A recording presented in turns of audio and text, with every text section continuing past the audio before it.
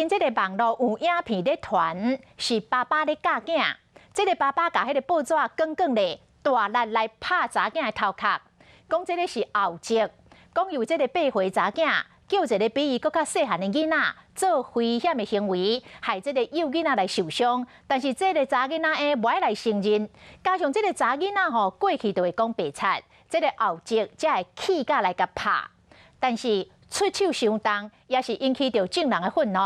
阁有人走去这个后责所开的车行来破拆夜银纸。上新的进展，这个后责是出面来道歉，警方甲社工嘛来介入，申请保护令。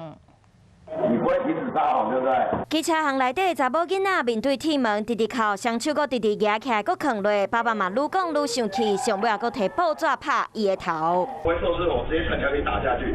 面壁发起，搁爱甲双手举起来。风处罚了后，查囡仔的手直直拽，无法度食饭。这几段关甲囡仔影片伫网络流传，互民众看甲真生气。你哪个拍？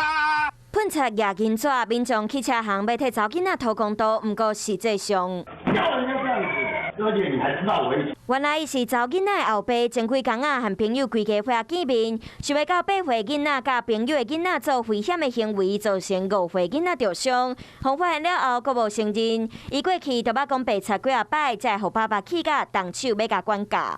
妈妈想要证明有咧教囡仔，将影片传予阿嬷，想要到影片流出去，引起这场风波。希望在这样子的办法下，他能够有效的觉得说，这个事情太危险了，以后不可以做。我的行为是不良的，是错误的。那也在此跟各位社会大众道个歉，对不起。爸爸出面回信咧，不过代志已经引起注意，目前警察和社工拢介入调查。已经申请了紧急保护令，禁止施暴。评估未来会以主管机关的立场来提出伤害的告诉。目前囡仔先交予别人照顾，未来嘛安排囡仔做心理咨询。爸母管教囡仔爱有站责，若无有可能爱吃官司，万一囡仔受伤后悔嘛袂负啊。有事没事赶紧转开华视，还没有订阅华视的 YouTube 频道吗？赶紧按赞、订阅、开启小铃铛，我们华视 YouTube 见。